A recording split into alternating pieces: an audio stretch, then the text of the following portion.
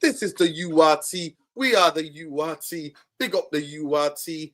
Welcome back, everybody. Tonight we got the preview of the huge clash, the clash at the cottage. Fulham taking on Manchester United. Both teams desperate, but for very different reasons. Can Fulham win their first home game and get season off to a fly after their draw at Brighton?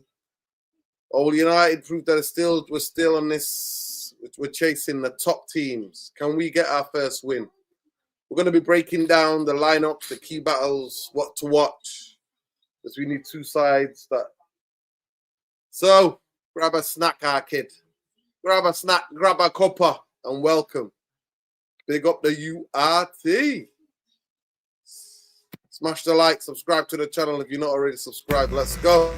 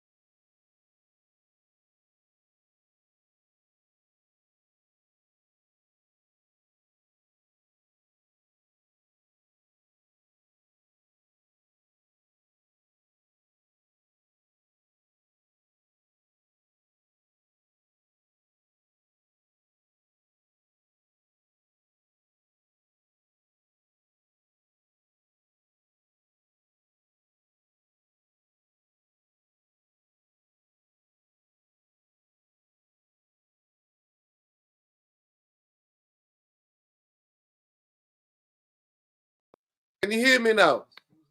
I said big up to everybody. I said big up to Saeed for the raid. I don't know what's going on with StreamYard, but it's muting. It keeps muting me. I don't know what's going on. Can you hear me now? Big up to Carla. Big up to everybody for letting me know that there ain't no sound. But welcome back, people. Big up to Saeed for the raid. Appreciate Saeed. What do you think of Lemons? Yeah, we talked about it. We did a preview about him. We did a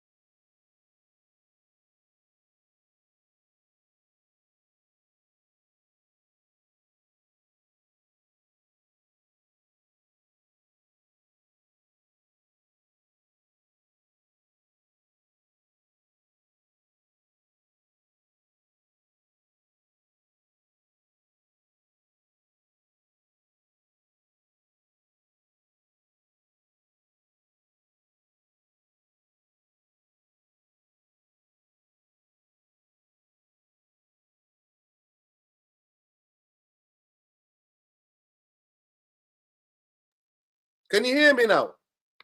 Can you hear me? Hello? Can you guys hear me? Am I still muted? Am I still muted? All good now, yeah? What the F is going on tonight? Yo, what's going on? Somebody tried to sabotage the show. I don't know what's going on, people. People are trying to sabotage the show, people. What the F is going on? What is going on, people? People are trying to sabotage the show. I'm not having it. We're not having it. We are the URT. Yo, what is going on? Mossad attack, exactly. Don't be surprised. The Zionists are hacking me. Do not be surprised if the Zionists are coming for us. F the Zionists, man. We're here. We're here. Free Palestine. Free Palestine from the river to the blood murder she wrote sea. From the river to the sea. Big up to everybody. Yeah, YouTube's doing my head in, man. It's doing my head in. Listen, you need to go. Yo, big up Chelsea, though. Big up Chelsea for the smash the West Ham, innit? Harry Potter. Potter apparently in for the sack. He might be getting sacked after people were leaving, man. So big up. Big up LeBill71. Big up to you. Big up to everybody. Please smash a like on the video. Subscribe to the channel if you're not already subscribed. And we've got the Clash of the Cottage. I have to start the intro again. The Clash of the Cottage. Manchester United versus Fulham. We're going to be previewing that. We're going to be talking about Manchester United. Is Manchester United now for sale? Will the Glazers sell the football club? Will they, heck? Will they, heck? They'll never sell this football club, man. Don't get it twisted, people. They're not selling this football club. They're not selling this football club. But it is what it is, people. But we're here. We're live. We're direct. We're clear. Please smash a like on the video. Subscribe when you're not, if you're not already subscribed. We're shadow banned. We're under attack. Zionists try to shut us down, but we don't give a hoot. We're still doing it. United fans were crying over Toledo. Yeah, but listen, if you're in a shit team, then you're in a shit team, innit? Yeah, man. Get me on trebles. Yeah, big up trebles. I'll send you the link now. Big up trebles. Send you the link right now, King. Big up to you. I hope you're well. Actually, let me get it on. Let me get this. Oh man, let me get this. Oh. Big up the people, big up the gang. Palestine is our demand. Big up the people, man. Big up people. We're here, man. We're here. We're live. We're direct. YouTube's playing up. StreamYard's playing up. We could be under attack. Mossad attack. But we don't give a hoot. We ain't scared of nobody, mate. We ain't scared of nobody. So that's what we're going to be talking about. We're also going to be bringing you the latest news on the transfer. Manchester United have loaned out one player out of 5. One player. And we bought in 3 players. 1, that's a risk. 2, proven Premier League footballers. And people are getting gassed about this transfer window. And people are trying to gas it up and go, it's not Ineos's fault. It's not Ineos's fault. Give it a blood murder she wrote rest, mate. Give it a rest. Give it a rest, people. Give it a rest. But big up to everybody. Welcome. Hopefully we'll get the people them on. Let me just check on my guys. See, hopefully some of them are coming on. 100%. I like Collier over Ogate. Collier is a hard-working kid, man. He's a hard-working kid. Hard-working kid.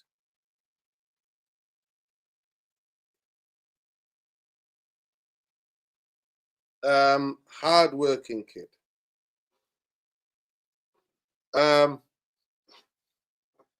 But yeah, Ogate, man, at this moment in time, he's not playing well at all. People disrespect Rashford. He was the only one active to leave. Exactly. Big up to Ben. Ben's about better watch out.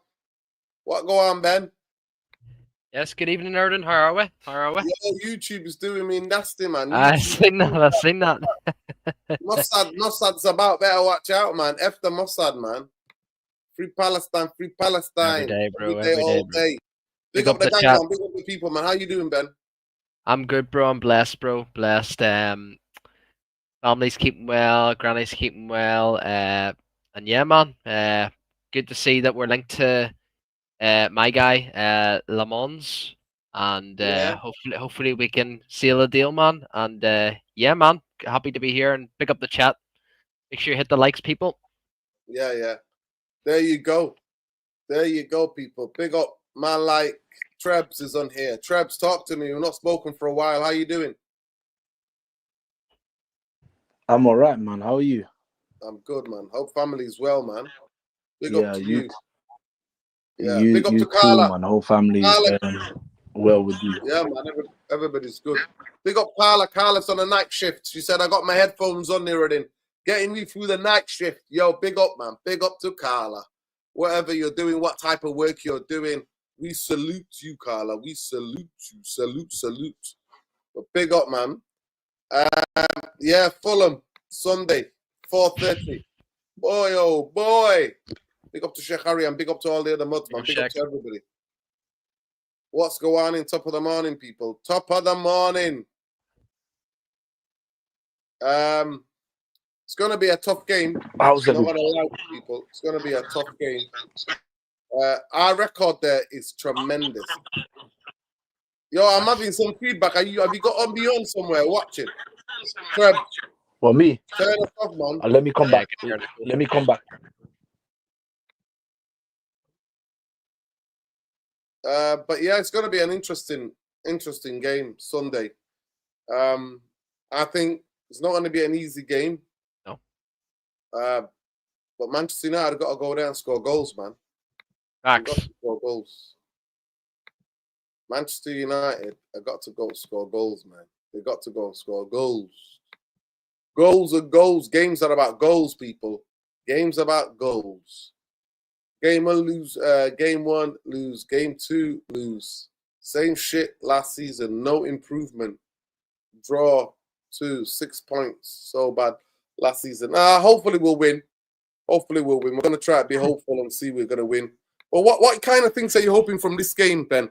What do you want to see? Well, as you everyone's all aware, I'm not Amramin or Amramite. I'm like Amram Doubt. What I saw on the weekend of Arsenal, I was very impressed. Although obviously a lot of the fan base is divided with it all, like saying that Mikel Arteta actually told Arsenal to sit deep and allowed us to attack. I don't agree. That's just my opinion. So yeah, man, I'm hopefully he can carry this on, these tactics on, and we could be all over Fulham. I expect us to have most of the ball at Fulham, because normally, Silva, his normally his philosophy is basically sit deep and then basically counter us. So I'm expecting, not only like possession is only one thing, man, but creating big chances is another thing. So I'm expecting us to create a lot of chances, hopefully, and hopefully maybe score 2 or 3 goals, man. Because I was impressed obviously with Arsenal. I'm disappointed obviously that we didn't get a result. So the pressure's on Amran right now, man. And if he doesn't get the result, if we lose, then it's back to life, back to reality, people. The Arsenal game means fuck all if we lose, man. So he's got to go there and just basically put a performance in. And by doing that, he's got to forget about Obligado, Mr. Diego Dalot, and start Ahmad. Start Sesko. You've got to start Sesko, man. I think this would be a good wee game for Sesko to start. And then we've got Grimsby Town after that. So this is a good start for Sesko to get introduced into the squad. So I think it's crucial that Sesko starts, man. And like I said, I mean, you know what my thoughts on Bruno Fernandes. I think the reason why Kobbie Mainoo is not being picked by this manager, a lot of people completely blame the manager. And yeah, 100% I agree. I think it's about 35% of the reason. But I do genuinely believe if Bruno Fernandes wasn't in this team, Kobbie Mainoo would be starting 100%. And this is why Kobbie Mainoo's development plan is being set back drastically. Is because of this captain fraud of ours, man. He is the most biggest problem in this fucking team, along with Maguire and Dalot. I can't believe we still have these players at our club. The Bruno fan base always attacks me, man. But when I say, what does Bruno do off the ball then? They go fucking quiet, man. It's just embarrassing, man. But hopefully we can get the 3 points. Obviously, Chelsea, we've seen how dangerous they were today against Potter. I think Potter's going to get the sack. And this is where we need to start, people. We have to kick on from now. We've got Burnley after this, and then Man City and Chelsea, man. So we've got to kick on, bro. And I expect Amarim to put a performance in, because I like the tactics, but he's got to get it from the start, and that's the right lineup. I don't want to see Durden any Diego Dalot. If I see Diego Dalot, I'm done. I'm done out here, man. I'm done. You know how I feel with Bruno. He's always going to pick Bruno. And with the most important thing, a lot of people are going to be in the chat too. Which goalkeeper is he going to pick? Is he going to go with Bayendir? I actually thought Bayendir, apart from the goal, he actually did really well distribution. I thought his first phase of play was phenomenal. Probably the best I've seen from Bayendir. But it's important who he actually picks for keeper. But that's my views. Hopefully we can get the 3 points. And yeah, big up everyone. Big up Bombay. Big up, brother. Big up Lesso. Yeah, man. Big up Lesso. Big up Lesso.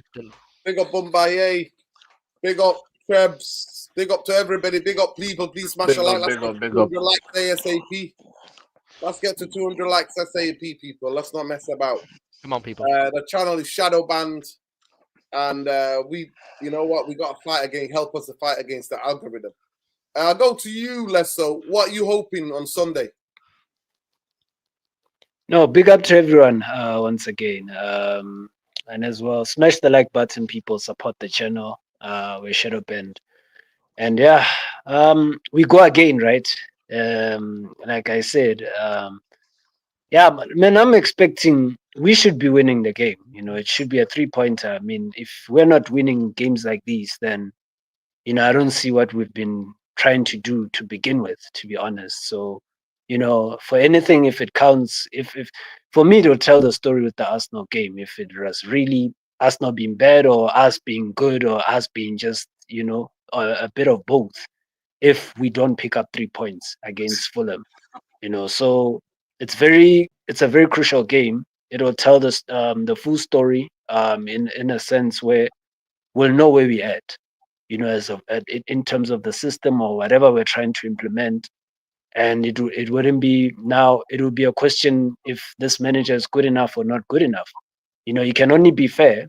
The game against Arsenal, Arsenal are going to be in and around challenging for the league title come the end of the season. So, usually games like that, we would usually throw them away, in the past because we're extremely bad or whatever. So, in terms of Fulham, Fulham are actually a good team. They're an organized team, so it's not gonna be easy, but we should be winning games like these, like I say, and I expect us we should have more position.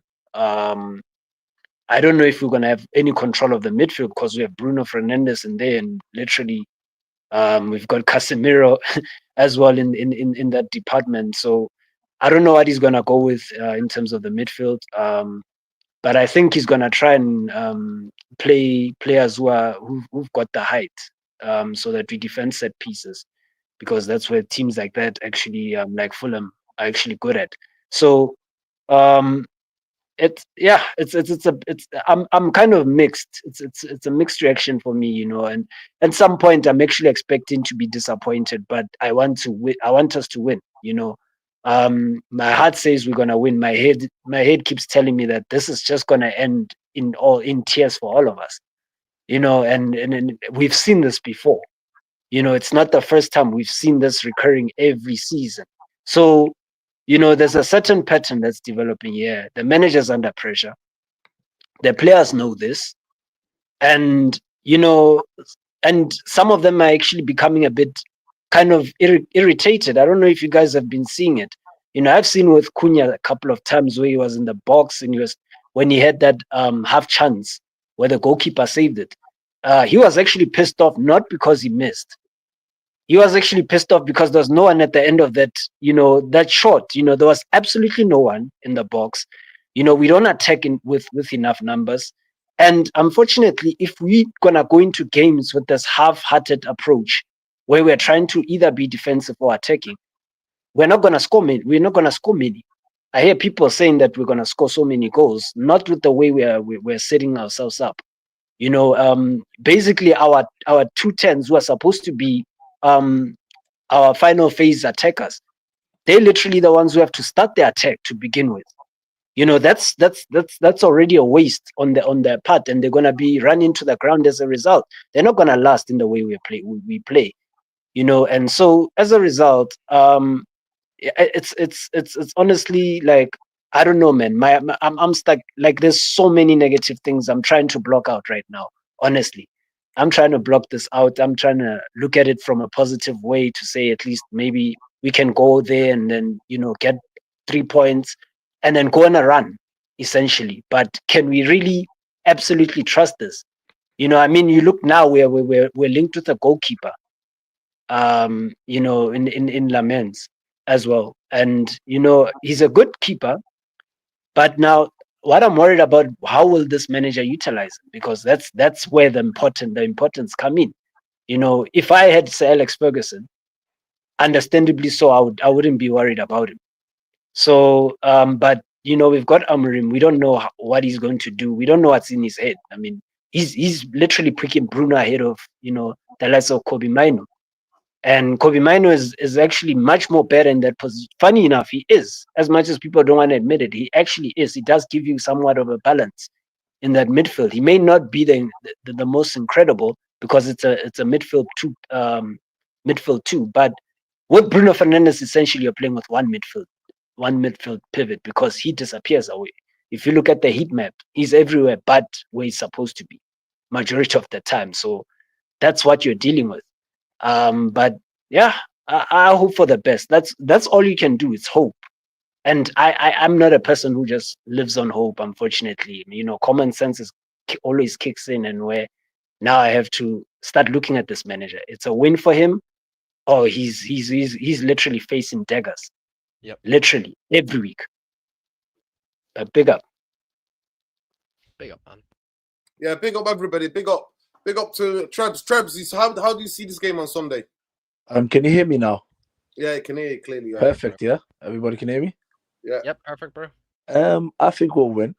Yeah, I've already said that. I think we'll win, even though I don't go confident with knowing the situation of the football club. Knowing the situation of this guy that's in charge.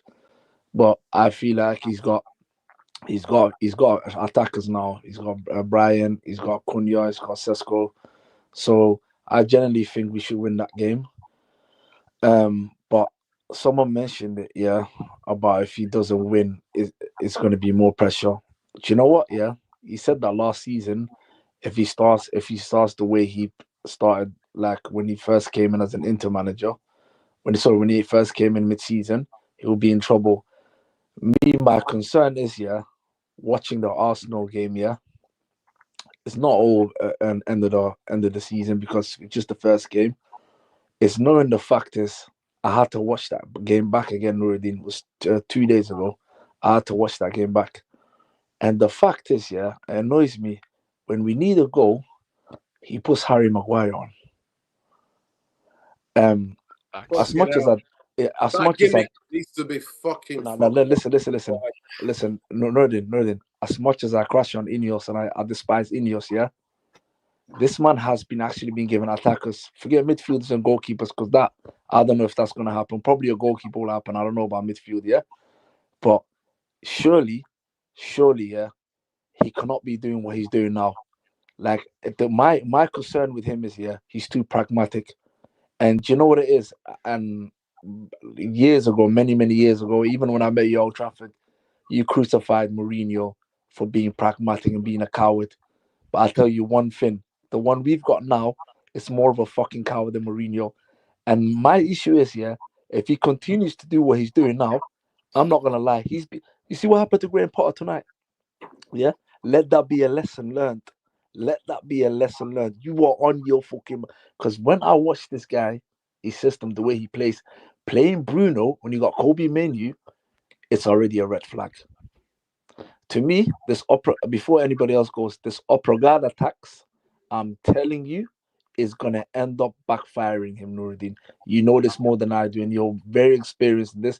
You're older than me. You know this more. You go to matches. You know this more. The Oprogard attacks needs to stop. That's all I need to say. Yeah, big up, man. Bumbaye, you're there. People are asking for you in the chat. Bumbaye is here live and direct, people. Bumbaye, how do you see this game? And where do you think, how do you think Manchester United win this game? How crucial is it to get the 3 points? Good evening, everybody. Good evening, everyone in the chat. Free Palestine, as always. What's Abrigado tax? What we're talking about? Obrigado, thank you. In it's basically what saying is- Diego Dalot is going to play. Diego Dalot is going to play. Diego Right. Dalot is going to play. Okay. So you're not happy with that? Oh, okay. I get you. Obrigado, because we don't. People, Manchester United need to go for it. We need to play attacking wing backs. We don't need to play defensive wing back. Let me just get this super chat before you start. Actually, big up to our brother, man. Big up Tekken Rashid, man. Big up to him. He says, big up Nuruddin, my brother. I hope Amarin pushes Kobbie away from United. I'm a Pooh fan, and I don't think you guys deserve a player like Mainoo. Listen, I've already done a video, man. Big up. I appreciate you for the super chat. We've already done a video basically saying that he needs to leave Manchester United and go and develop somewhere. I think him not playing is good for him at this moment in time. I think he needs to get better. He needs to be developed. So if he's not playing, I don't mind, because young players get pushed right at the deep end. And I think he needs to be taken out, bringing in, taken out, developed properly. Go ahead, Bumbaye. Yeah, I mean, for me, I see there's a lot of division already. There's a lot of pressure on Amorim already. There's a lot of pressure on certain players already, and I think this is a spill from last season. I get it. It's because of how bad things have been for so long, but I'm approaching this a little bit differently. Everything is reset, and if you ask me to pick a starting 11 now, I really am struggling. I don't know our starting 11. Let me be honest with you. I don't know if Seshko comes in, especially that 2-10s thing. We've got some decent options. They're not perfect, but we've got quite a few different players with different profiles that can offer different things in the center of the park. What I am looking for, as well as some results, I'm looking for signs of improvement, signs of entertainment, to be able to watch United and feel that, hey man, we're going somewhere. And to put it into a little bit of a context for everyone to understand, I remember when Klopp was here, the Liverpool fan base were having a little bit of back and forth like we are. But a lot of them were saying, look, we know it's not great. It's taking some time. We're still conceding goals, but we're scoring, we're getting over the line. But we feel that we're going somewhere with him. And a more contemporary example of that is Arteta. Lots of Arsenal fans are doing an ultimatum. He hasn't won anything, and they're throwing things at him that we've spent so much money. Officially today, Arsenal have spent in Arteta's tenure more than Pep spent at City. There's a little bit of a misnomer, to be honest with you there, but these are the kind of things people say. But when you ask them, okay, who? Arteta has made that team a really good team. 3 years in a row, second place to a Liverpool or City is impressive. So I'm looking for signs and to feel that we're going somewhere. When I say I trust Ruben Amorim, it means I trust you to pick the team, I trust you to set the formation, and I'm giving you my full support and backing at the moment to do whatever you want to do, whatever you want to substitute. Just show me some football that I can enjoy, and you have to start getting some results as well. I'm not going to put the kind of pressure on this is a must-win game. This has to, or it's too early for me that. It's just too early for me because, like I say, the team, I haven't found my starting 11. I don't know. Sesko could flop. He could be a revelation. I don't know.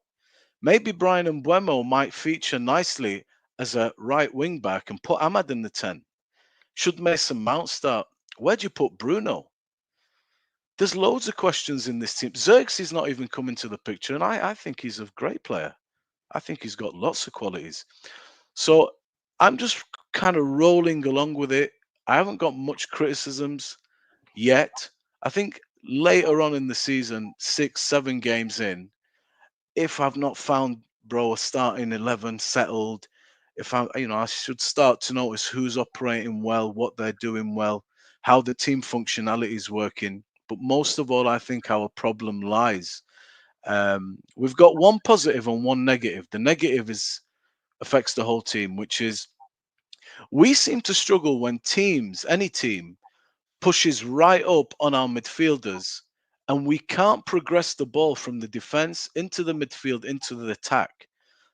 The way we seem to get our opportunities in the opposition box is a very quick passage of 4 passes, bang, bang, bang. It's really nice, it's really quick, and then we're away. But in terms of domination, playing through the opposition, through the middle, getting ball to feet, somebody to turn, open the game. Now it's in front of us and we've got guys rolling forward, 5, 6 of them. That's what I want to see Man United do, like City do, like Liverpool get to do. Like, well, I'm not going to say Arsenal after that performance, but that's what I want to see. And that seems to be our problem. And that's why you get bored a little bit with De Ligt to Euro to Ahmad or Delo, back to Euro, back to De Ligt. That back line thing bores you to death. And usually it can end in a long ball into the channel, into some space for someone to run onto, or it's just dead and you've given them back. I want to see less of that. I want to see progression of the ball through movement. I think our movement needs to be sharper, needs to be better. Sesko, when he came on, it's easy if you didn't see anything from him, but I you saw can some nice see. touches. He did that back heel and that. But when I was watching him, while we had the ball on the right wing with Amad Diallo, I was looking at him and thinking, he's making those runs. The defenders are really occupied. He's moving forward, he's moving back. It's a really good sign. And the problem we had against Arsenal, just to finish off, is Lesso alluded to it, and I spoke of it a couple of days ago when I was on. When we flashed balls into the box, I can remember at least 3 times when we flashed the ball into the box. One was Dorgu flashed a great ball in. I think Cunha flashed the ball in, and there was one from the right wing from Ahmad. There was 4 Arsenal players and Mbuemo. Can't happen. That's what happens when you play without a focal point. Sesko was your focal point. But when you play Sesko, the issue you're going to have is now you've got less in the midfield and we're already struggling with possession. So he has to find the balance of the team. It's been off last season. It was a little bit off at Arsenal, although that performance was improved. So there's a lot of work to be done. I'm sat here thinking, is he going to start to show me that this work is being done? So that I can watch this team and think, I'm confident. Yeah, we're playing through this side. We're getting men over. When balls are coming into the box, it's not barren. It looks like City. You've got 3, 4 guys running. Reinder's making that late run. Haaland's there. Got the guy at the back post. We need that. We need more of that. So I'm pretty relaxed about it all at the minute because it's early days, bro. Yeah, big up. Big up to everybody. People, listen, the channel is shadow banned. The channel has been under attack. The least you could do to help out the channel is smash a like on the video. It's not cost you nothing. Let me just get into some facts and figures, people. Fulham have just won one of their last 19 Premier League games against Manchester United, drawing 3, losing 15, and they only beat us in 2004 February at Old Trafford. Everybody remembers that last ditch goal. The Nigerian brother plays for Nigeria. He scored. Manchester United have won each of their last 8 Premier League games away at Fulham. They've never won 9 in a row against an opponent in their league history. Wow, that's something. Manchester United have won just 3 of their last 23 Premier League games away against London sides, drawing 5, losing 15. I thought all 3 of these victories come against Fulham. Last 4 Premier League. Let me just see that stat again. Manchester United have won 3 of their last 23 league away games against London sides, drawing 5, losing 15. Bloody hell, bro. Have you got any good news? Woo! The last 4 Premier League meetings between Fulham and Manchester United, I've seen a winning goal scored in the 78th minute or later, with all 6 goals in games between the teams in the last 2 seasons coming in the second half. it was one of the only 2 fixtures played 4 times across 2023, 24, 25, 23, 24, and 24, 25 without a first half goal, along with Everton versus West Ham. Wow. That tells you everything you need to know. Fulham have ended 2024-25 on a run of 3 consecutive home Premier League defeats, last losing more in a row when they lost their final 6 home league games, 2020-21. Manager Marco Silva has never previously lost 4 consecutive league games in his entire managerial career. So that's a battle, people. Ruben Amorim has suffered 15 Premier League defeats in just 28 games with Manchester United manager, winning 7, drawing 6, with Spurs the only current side who've lost more games than the Red Devils since Amorim's first game in charge, 17. It also means that Amorim has already lost more games in the Premier League than he did in 167 matches in the Portuguese Premier League division, winning 130, drawing 23, losing 14. That was his record in sport in Lisbon. Well, across all Portuguese football. Fulham manager Marco Silva has lost 7 of his 10 Premier League matches against Manchester United, winning 2, drawing 1, only losing more against Manchester City in 12. On home soil, he's lost 4 of the 5 out of 5 against the Red Devils, with the other 4 nil win was the Everton boss in April 2019. Manchester United have lost their opening Premier League game of the season against Arsenal. Arsenal, the only season where they've lost their first 2 games was 93, 92, 93. Eventually finished first. Yeah, we won the league. So we lost the first couple of games, if you remember, 1992, 93 season where we won the league. Rodrigo Muniz first 9 Premier League goals for Fulham were as a sub, but 7 of his last 9 have come from the bench. Most of the players since the start of the season. He's equalised in the 60th, 97th minute of their 1-1 draw against Brighton on match day 1. Bruno Fernandes has created 5 chances for Manchester United in a 1-0 defeat against Arsenal, and the 33 time he's done it so in the Premier League match, most of any player since his debut February 2020. He's also the second most by Manchester United player on record, 03-04 onwards, with Ryan Giggs doing so in 3 times in that time. Okay, people, there we go. There you have it. There you have it. You have all of the different things what Manchester United have. Big up to everybody. Please smash a like on the video. Like I said, the channel is shadow banned, but we don't give a damn. It's free Palestine, free Congo. This channel is that free Palestine, free Congo, free Sudan, free Lebanon, free Syria, free Haiti, free everywhere from the Zionist entity and F-Zionism. But yeah, to give my 2 pence on what I think about this game, I think it's a crucial game for Ruben Amorim at the Cottage.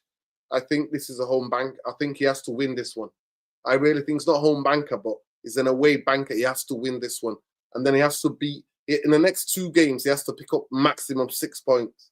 So that means that Manchester United will break a duck where they will win 2 games. 2 games in a row. Manchester United have not won 2 games in a row since his reign in Manchester United. And that was something that Saeed was set. Saeed actually set that. Asked Manchester United if they can win 2 games. But yeah, big up to King Soul. Big up to everybody.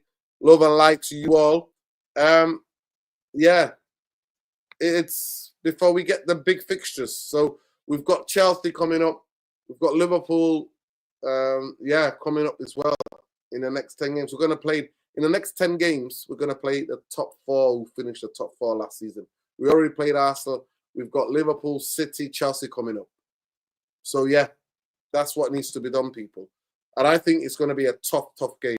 Tough game tomorrow. Sorry, on Sunday. We were playing Super Sunday again. Super Sunday again.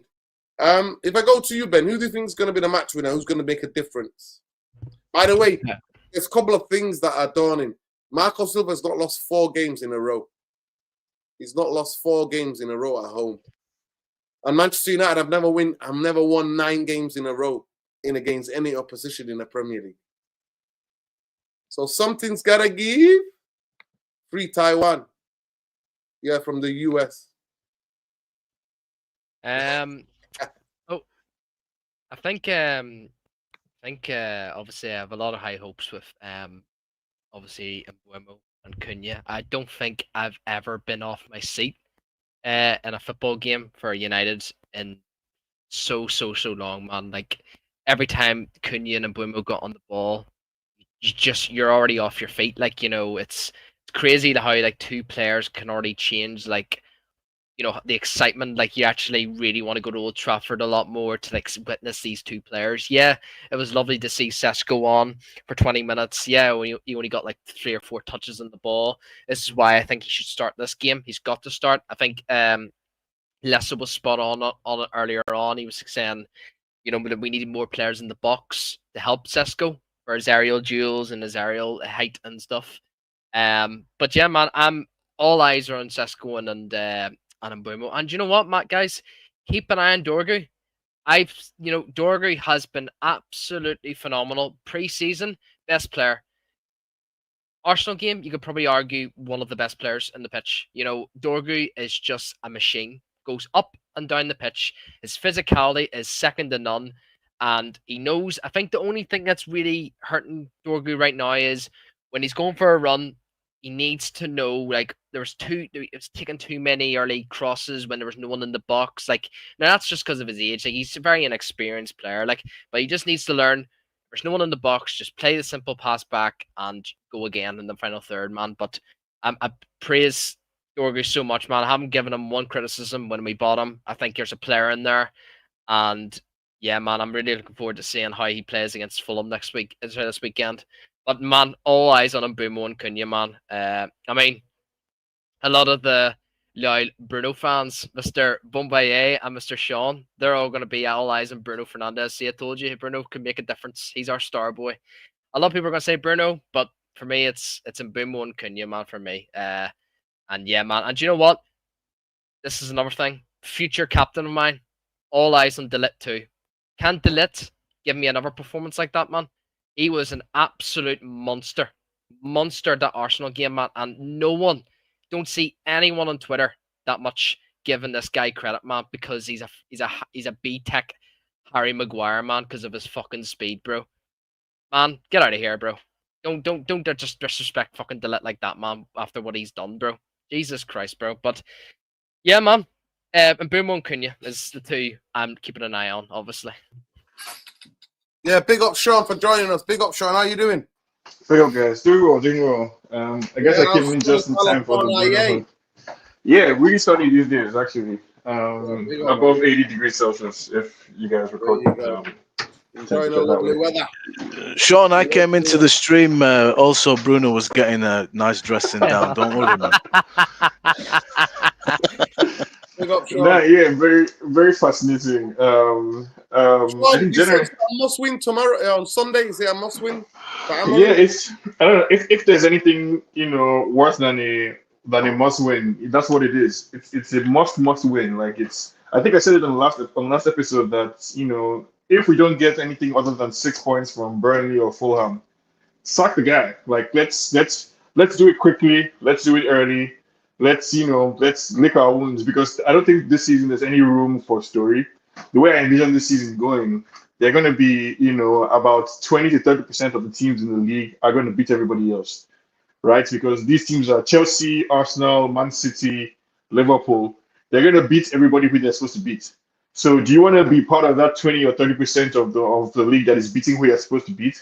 Right, and then let's know that, when we face Arsenal, when we face Chelsea, when we face City, Liverpool, and co, we can take a point or we can take a loss. But because you built a buffer, it doesn't count. It's a must-win, man. It's a must-win. I don't care how. Honestly, I don't care whether you play well. I don't care what needs to happen. All I care about is that at the end of the day, we have 3 points after Fulham. That's really all that there is to it. Big up, Sean.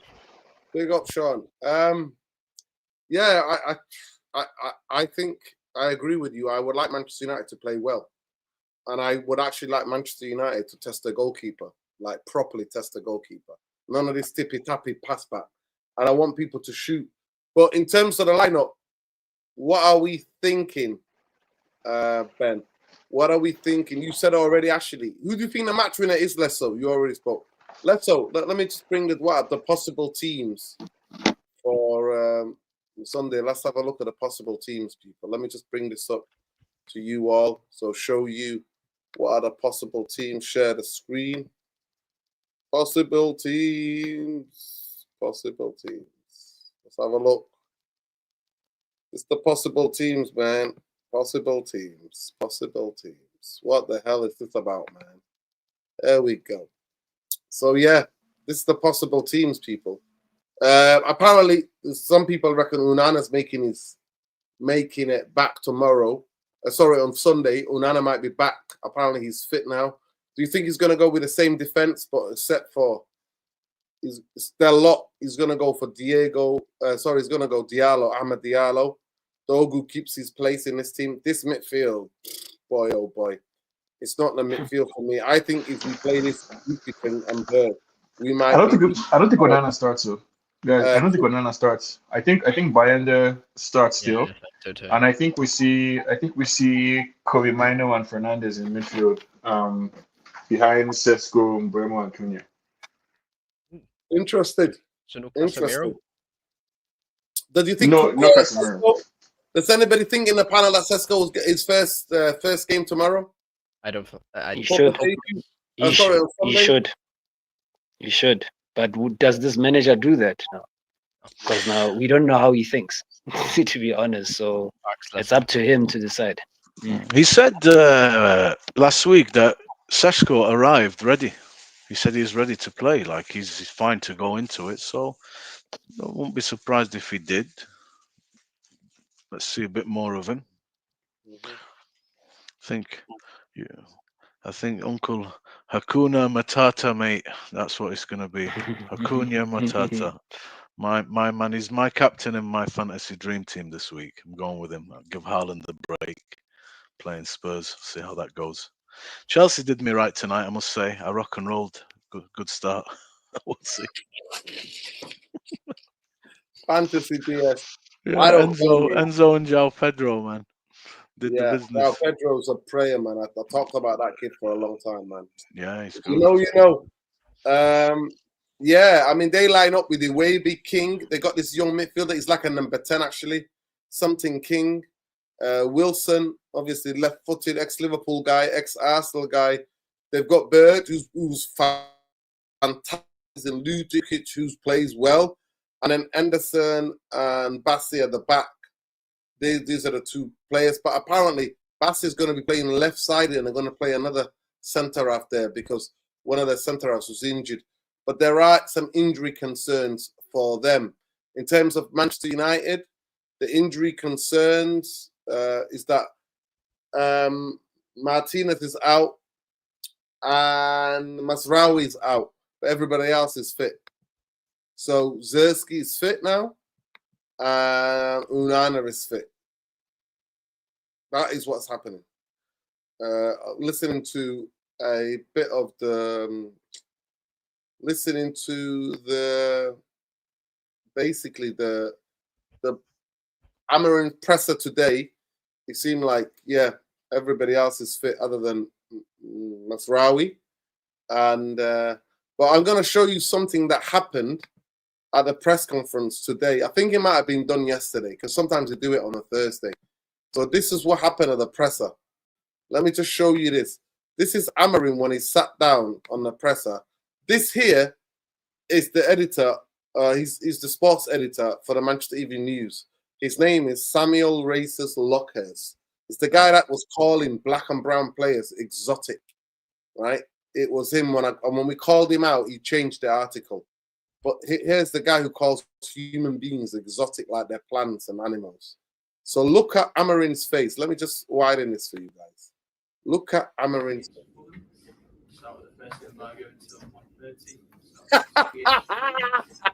Watch it again. What he sees. I mean, I don't know this Lockhurst Furlough, but I think my impression of Amorim in this press conference is that he seems, I don't know if he's tense or on edge or stressed. But the past two press conferences now, I think he has seemed pretty aggressive. We need a win, and we need a win quickly. Yeah. Yeah, you know, he feels like a man under pressure, 100%. He feels like a man under pressure. Let's not miss our words, people. He's under pressure. Let's not mince our words. But that's the possible lineup. Who do you think is going to start at right wing back tomorrow? I'll go to Lesso, and then we'll go to Bombaye, then Sean, then Ben. Yeah, I think it has to be Ahmad, man. You know, he has to be a bit adventurous, obviously. You know, you can't do what we're doing in our approach when we started against Arsenal. So he has to be a bit more adventurous. We need goals. You know, you're not going to win any football game if you do not aim to score goals. So he needs to be a bit more, you know, on the front foot, you know, in terms of the game. We need to take the game to them. You know, we shouldn't give them the confidence that, you know, how these away games go. You know, you give these home smaller clubs, you give them a bit more confidence. You know, they tend to actually, you know, cause you a whole lot of trouble. So we need to go in there and, you know, as early as possible, you know, put this game to bed, because the moment you give these guys a chance, they have the ability to actually turn the game right on you. You know, so you know, Amad Diallo should come in. That's how we should have started, I think, against Arsenal. And yeah, I think he'll go with that. I think it's gonna be Bayendaya in goal. Obviously, I think it makes logical sense because he already played a game. So throwing Onana in there is just suicide, to be honest. You know, he just came back from injury. He's already got pressure as well on himself. Never mind anything. So he's gonna go with Bayendaya again. I think he's developing a little bit of a soft spot for him. And I can see more or less the same back three. I don't think he's gonna change anything in that regard in the back three. I think the defense was solid against Arsenal. There was a lot of balance with Luke Shaw. Hate to say it, but yeah, with De Ligt as well, and then with Euro. So he'll go more or less, I think, with the similar, unless, you know, he has the whole fetish with Maguire and you end up seeing Maguire there. But besides that, I think more or less the team picks itself going forward. I think he won't start with Mount. I don't think Mount starts this time around. I think he's gonna go more with Shesko. You know, for the mere fact of his height. And then the double pivot, again, you know, he's gonna pick the same one. You know, more or less, he's gonna pick the same one. As much as we hate to say it, but more or less, that's what we're gonna go with in midfield. That's our best midfield, according to him. So, you're gonna see this most of the season unless he gets sacked. And yeah, I think the team pretty much picks itself. Everyone else, Dogu, Mbuemo, Cunha, I think they'll be the match. Mbuemo and Cunha are our most dangerous players, you know, offensive players by far, by a mile, actually. So I think they're gonna be a crucial part in this, and them and the defense. I think they're the crucial part. They'll win us the game tomorrow, I'm concerned or that should I say Sunday? I'm concerned that Amorim has talked himself into a couple of, I think, boxes or contradictions. So he has created the impression that, you know, he's going to rotate his squad. So he's going to use everybody. We have a big squad. It's one game a week. Everybody should be ready to turn up. So I think there'll be players who didn't play against Arsenal that will be expecting to play. For example, Kobbie Mainoo, right, who has become a story all of a sudden over the last week. People are going out of their minds about the fact that Kobbie Mainoo didn't play 90 minutes against Arsenal. So that's going to be a story in of itself. I'm pretty sure Maguire is counting the minutes before he gets to play as well. And you know, those of you guys who believe that there's an obrigado tax, will you be surprised if you see Dorgu on the bench and Dalot on the left with Ahmad, since Amorim says himself he likes to play one attacking wing back and one defensive wing back. So against Arsenal, we had an attacking wing back on the left, defensive guy on the right. It might be the other way around this time. And you know, the pressing that we saw against Arsenal, are we going to be able to press like that if Mount isn't playing? I don't know. One game a week, Casemiro might be fit to play, you know, 2 games back to back. So maybe we'll see the same thing, or maybe he gives into the pressure and brings in Kobbie Mainoo. So like, I mean, I want him to make the right choice. I think this game against Fulham, we should expect to have more possession. We should expect them to kind of maybe sit back a bit. But like, I wouldn't be surprised if Sesko starts. At the same time, I wouldn't be surprised if we stick with what worked so well against Arsenal. Since that might be the platform that he wants to build on. So the exact same team that we saw against Arsenal, that might be the platform that Amorim wants to build on before maybe we can start making any changes. So, I mean, like I said, I don't really care how he does it. I think there are a lot of interesting stories or narratives that can come up from the lineup. The same way that there were all sorts of narratives that came up from the Arsenal lineup. We should expect similar drama once he announces the squad. But yeah, I think for me the main thing would be the 3 points. And as far as match winners are concerned, I think the usual suspects, Cunha and Buemo, obviously Bruno, because he's involved in whatever we do that's successful or that leads to a goal in this team. And I would really like Sesko to get on the scoreboard because I have him in my fantasy out of hope. But yeah. There you go. A lot of fantasy tonight. So we had Bumbaye. Go ahead. Yeah. So Carla Derbyshire is lineup, convinced in terms of it's the Who do you not want to see in terms of the lineup tomorrow? What do you want to see? What type of lineup do you want to see? Well, I mean, Carla in the chat says we're going to see the exact same lineup. Maybe. I mean, Arsenal wasn't a bad performance for me. If he wants to build on that, I think it was good. Jamie says, I love Diogo Dalot. Leaving him out is the biggest mistake ever. I'm only joking, guys. Big up, Jamie Wayne. I said at the beginning of the show, I'm sorry, I can't really give you a definitive answer like the boys. It's open right now. He sees them in training, and I'm trusting him at this point to pick a team that is going to give me some entertainment. I'm going to enjoy the game and to win the game. If we play shit, it's important to win, at least. But the aim is to get both things. That's the remit of any manager that is going to come to this Manchester United. It's that simple. We've had managers that came before, got results, but we didn't like the football they went. We had managers that didn't play anything and didn't get results, and they're definitely going. You have to do both. This season, at certain points, got to click, and we've got to start seeing both. And the one thing that we criticized last year, and rightly so, bro, especially you, Dino, we don't see the good stuff throughout a game. It dies after 10 minutes. Maybe maximum you might get a half of it, bro. And then it's just dead.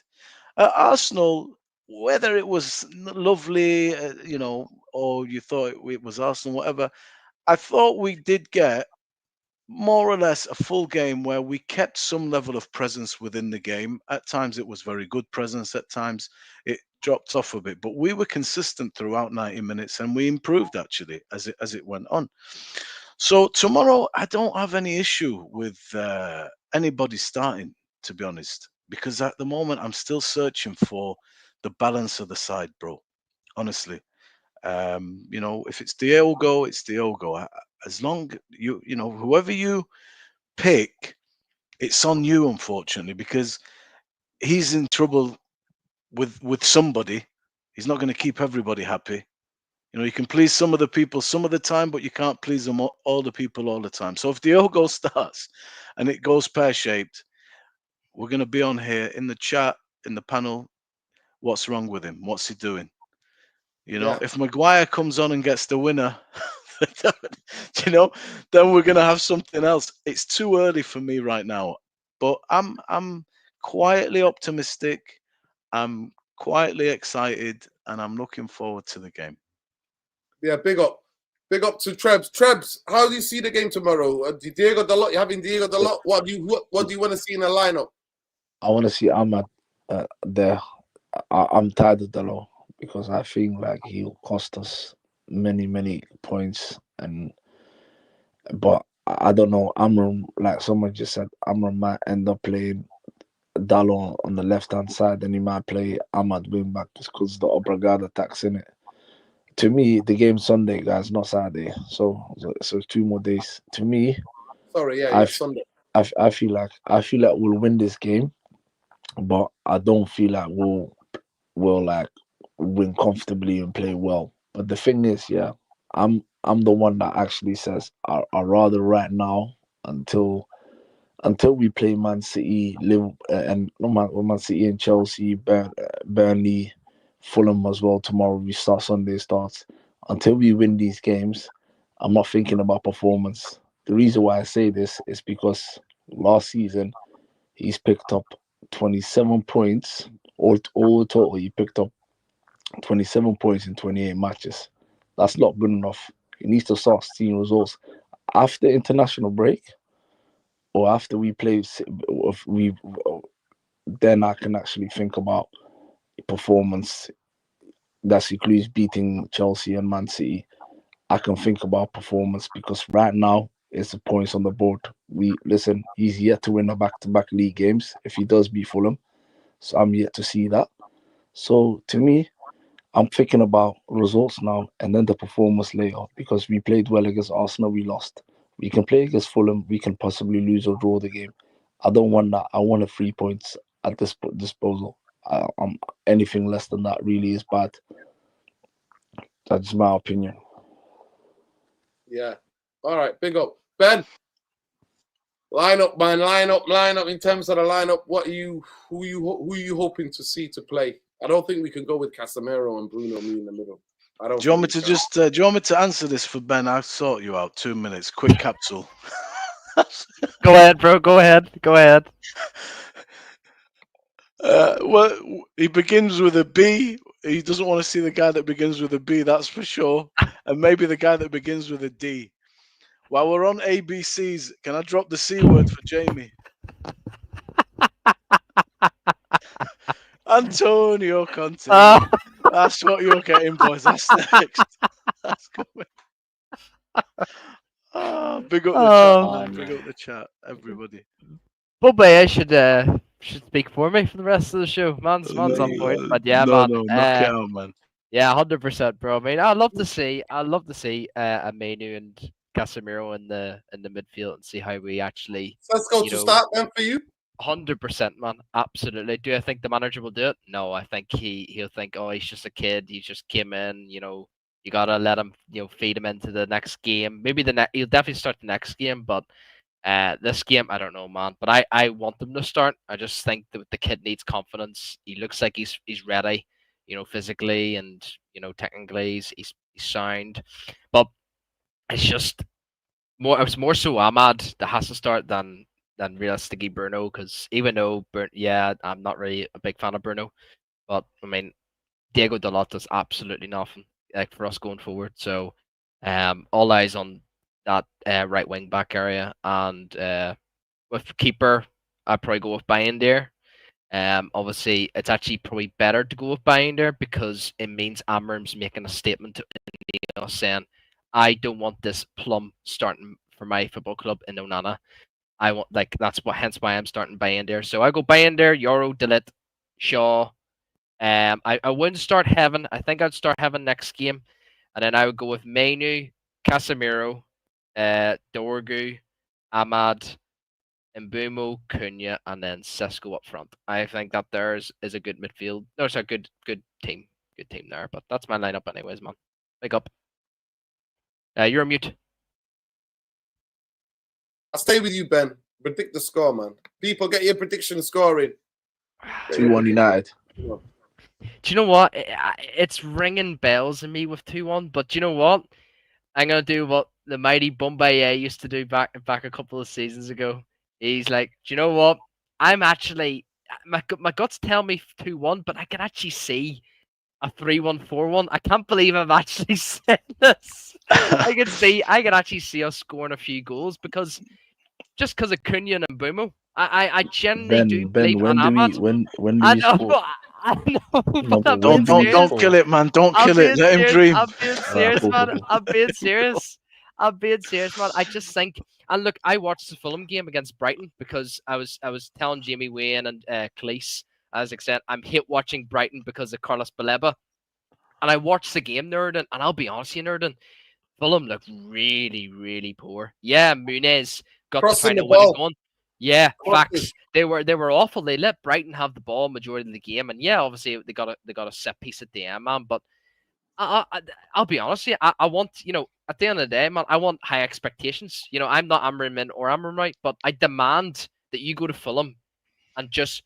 But you know what it is, nerd? This season, I just want other top teams to like look over their shoulders and say, "Shit, Man United are actually looking good here. They're looking scary." Even though the midfield's an issue, but our attack is scary, man. So, man, my guts tell me 2-1 Man United, but nah, man, 3 or 4-1, bro. Let's go. Come on. Do you know, my head says I'm not getting involved. My heart says what Ben says, and my ass says it might fall out. So I don't really know, bro. You know what I mean? I've turned into you, bye-bye. Yeah, that's pretty much it. Quick capsule there for you, man. There's three facets. One is not interested in getting involved anymore. The other one is tired, but it will not give up. It wants a nice 3-4 goals, man, just to Max, feel bro. alive. And then my Yeah. batty is thinking, man, I'm not trusting anything. Just the bottom could fall out. So If I'm wrong, I'm wrong. I'm going with Ben, man. I'm going for 3. I think 3 is Let's what go. if 3 or 4 is what my heart tells me. I'm My, predicting. I'm my predicting my 2-1. my head tells me we would win for sure. Yeah. But my heart tells me that, like I was saying earlier, Amorim just looks pissed. Like he looks like the energy that he's bringing to the press conferences, in the dressing room, in their meetings. Like I think the players are genuinely like scared, which is a good thing.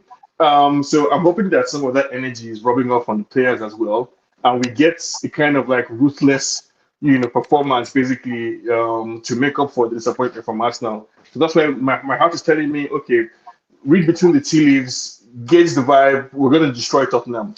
But my head says this team, once the whistle blows, there's still some shaky legs. We would win because of quality, but maybe 2-1 or so. So I'll go with my head and say 2-1. A 2-1 victory. Yeah, that's what my head Let's tells hope. me. Yeah, I think more or less 2-1. I don't see us scoring many goals, to be honest. Yeah, it'll have to be raining cats for us to see so many goals, for us to score so many goals. So I'm going with 2-1. Cool. Trebs. I'm going 2-1 United or a stinky 1-0 smash and grab. Yeah, We're all that's going what's for a been, by win, the way, man. most goals in the past Because- couple of games has because come in the Nuruddin- second half or the late in the game. Because Nuruddin, remember last season, Leacher deflection. If it wasn't for Leacher shooting, we would have drew that game 0-0. True. So that people need to take that. People forget these things. I don't forget. But it's the attack, That- though, Trebs. That's just a massive difference. Like, you've seen Yeah, there but in the bro, Arsenal like game, man. It's I look mental. at it, but I also look at it as well, Ben. I know Nuruddin doesn't want me to mention this manager in it. One problem. That's the reason why I'm thinking there's a stinky 1-0. Well, you can manage whatever you want. You can mess. No. Free- But But the only way we have a stinky 1-0 is if we drop in performance from against Arsenal. If we play the exact same way we played against Arsenal, Yeah, against I agree. Fulham, we'll destroy them. But if by Amorim's own indecision or lack of confidence in the players, or for whatever reason the performance levels drop, then we might get into this territory of 1-0. That's what I'm talking about. Amorim's anger, as I see it, like the vibe I'm getting from him. Basically, there's a sense of wanting to prove everybody wrong, wanting to show that this United team he's able to. Because in before the Arsenal game, he kept saying everybody thinks Arsenal is going to win. We'll show you, right? So I think it's really bent on proving everybody wrong. So if we maintain the same levels against Arsenal, we'll destroy Fulham. But if we drop, which is what we've seen before, inconsistency. If we drop in the levels, then yeah, we might end up, in a 1-0 or 2-1 fight. But I expect if Amorim is able to get the formation right, because I want to see ideally maybe 1 or 2 changes only, just one. Kobbie Mainoo for Casemiro, because we'll be on front foot more, and maybe Sesko for Mount. But either way, I'm indifferent. I don't really mind Mason Mount playing again. But 1 or 2 changes. Oh, sorry, 3. Ahmad for Dallo. Keep Dallo and Dorgu attacking wing backs. Mainoo for Casemiro and maybe Sesko for Mount, and maintain the balance basically, and just go and destroy Fulham the way we're meant to kill us now. 22 shots on targets or 22 shots on goal against Fulham. Yeah, we'll destroy it. I think the changes that he might make, in my opinion, is, I know this might be a bold take, I think Onana. That's why I'm a feeling, and Ahmad. I think the rest will be the same. Correct me if I'm wrong. That's why I Okay, think. that'll be very interesting. Yeah. Big up to Jamie Wayne says, "Where's Luwani? Luwani's on the road, mate. It's on the road. It's the Luwani road. Luwani's on the road, mate. He's driving. Big up to everybody, please. We've not even got 100 likes yet. It's shame for on free, you. guys, man. It's not money. Never cost a thing. Yeah, shame on Must you, be man. that austerity, man. Austerity politics. People are not hitting the like button for you. Free Palestine. Yeah, Come man. on, 2-0 is Come saying on, every day. 2-0. Most of you, I think, maybe if you put, I think sneaky, it might be a draw or sneaky 2-1 Manchester United. A draw? I'm thinking that's a reality, being a draw. But I'm hoping and praying. I'm back on the praying at Bon Jovi. We're living on a prayer. Whoa, Yo, guys, whoa, have you forget Fulham's threat? They're good at set piece. Be Listen, careful. yeah, they've got good midfielders. I think they've got more better midfield balance than Manchester United. Facts. Nobody can Yeah, even I agree. argue that with me. I'm not even going to get into arguing with you about that. If you just know, you know. But yeah, Do you know who you putting in the middle, bro? Who's your two sitters? who I would put in the middle to start That the seems game? to be a major conundrum, man. Collier and Bruno. Well, Collier's gone out on loan. Collier? Toby Collier? Yeah, Toby Collier's gone. Yeah. He's got the legs to get around the football pitch. So he's gone, bro. Nordin, do you know when we played Liverpool at Anfield, I realised that you played Kobbie Mainoo and Ugarte in a pivot. Why did he not do that again? Like, and when we played the big teams. To be fair, in that game, Bruno played up as part of a 3 in midfield, and Bruno was amazing. That's his best game for Manchester United. Yeah. So Noroboro, if Collier's gone for this game, who are you choosing in the centre? And why? Ugarte's on shit form at the moment. Who am I choosing? Yeah, and why? I'm not choosing Bruno. I'm not doing a Bruno and Casemiro. I would take. I mean, Bruno would not be in the team if it was my way, innit? You know what I mean? I would play Casemiro and actually, I won't make my Casemiro. I'll play Ugarte and Kobbie. That's who would play in midfield. Why? Because one is high ball winning, tackling, even though he's not great on the ball, but he wins a lot of balls. And we're gonna need somebody to recover the ball. And the other one is the most secure midfielder we've got on the ball. Okay, fair enough. That's who I'll play. Yeah, fair enough. Again, I think the way I see Amorim's football, right? I would add to the list of requirements I think he wants from a midfielder. The first one being you're able to drop and partner the centre back, in the build-up, and you're able to receive the ball and either play it one time to the left or the right, or receive the ball with back to goal and do something good with it.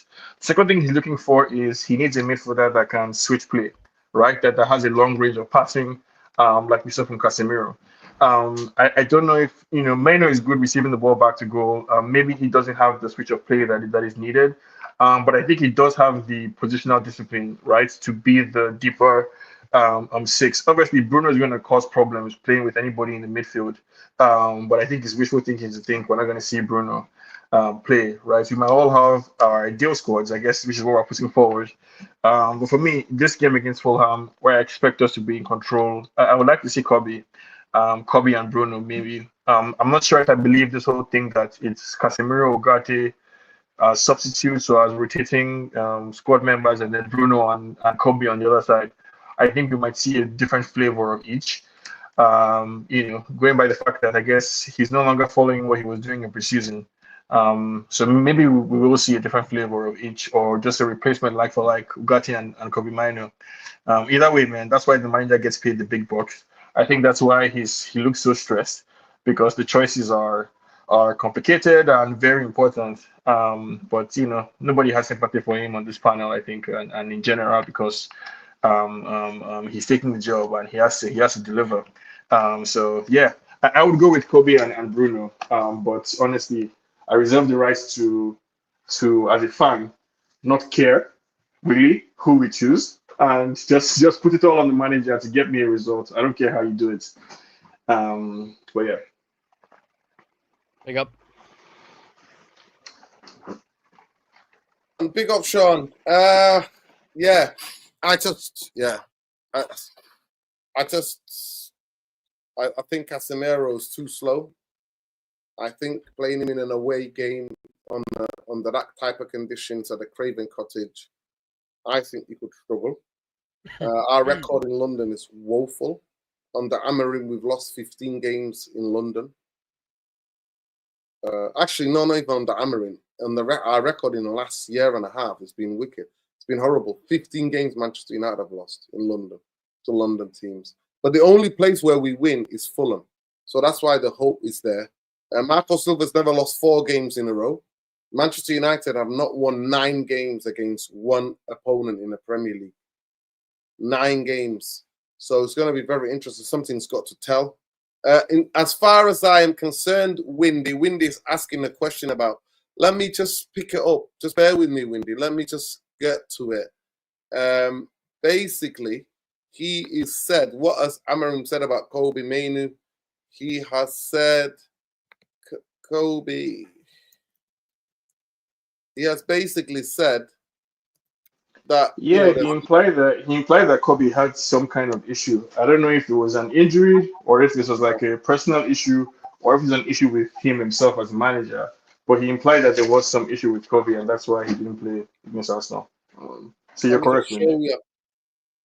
There we go. Let me just spell this out for you.